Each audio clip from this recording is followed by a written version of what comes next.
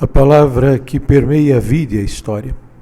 Naquele tempo disse Jesus aos seus discípulos: Eis que eu vos envio como ovelhas no meio de lobos. Sede, portanto, prudentes como as serpentes e simples como as pombas. Cuidado com os homens, porque eles vos entregarão nos tribunais e vos açoitarão nas suas sinagogas. Vós sereis levado diante de governadores e reis por minha causa, para dar testemunho diante dele das nações. Quanto vos entregarem, não fiqueis preocupados como falar ou o que dizer. Então, naquele momento, vos será indicado o que deveis dizer. Com efeito, não sereis vós que havereis de falar, mas sim o Espírito do vosso Pai, é que falará através de vós. O irmão entregará à morte o próprio irmão, o pai entregará ao filho, e os filhos se levantarão contra seus pais e os matarão. Vós sereis odiados por todos por causa do meu nome. Mas quem perseverar até o fim, esse será salvo.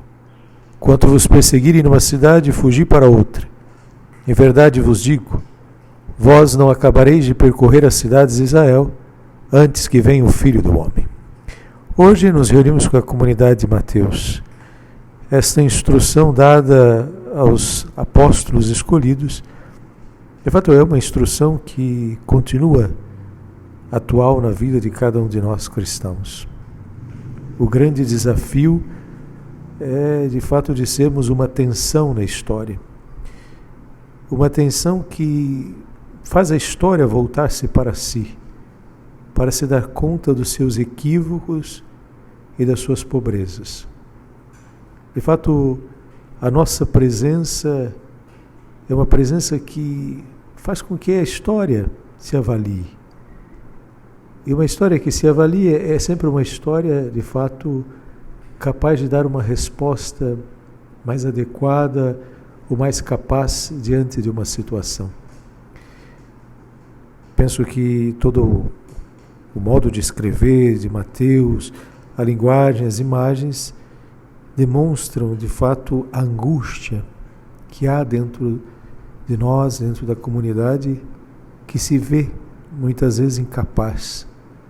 Diante de tanta morte, diante de tanta injustiça, diante de tanta tirania, diante de tantos descasos, diante de tanta, a própria questão, muitas vezes, de negligenciar, a presença do outro.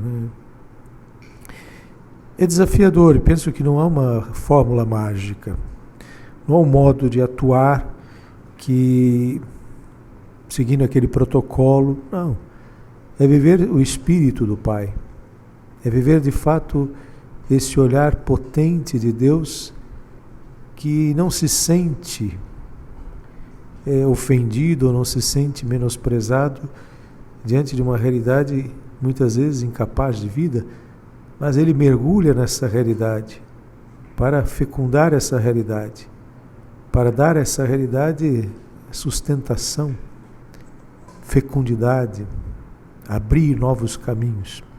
Bom, é um pouco isso a nossa presença na história. Nossa presença na história é muito simples.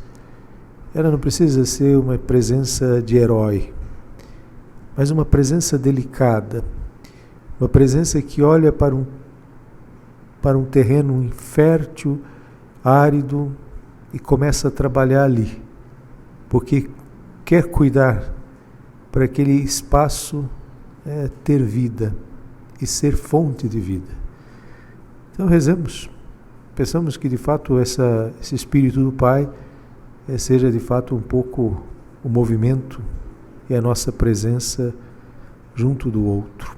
Ave Maria, cheia de graça, o Senhor é convosco, bendita sois vós entre as mulheres e bendito é o fruto do vosso ventre, Jesus. Santa Maria, Mãe de Deus, rogai por nós, pecadores, agora e na hora de nossa morte. Amém. Rogai por nós, Santa Mãe de Deus, para que sejamos dignos das promessas de Cristo.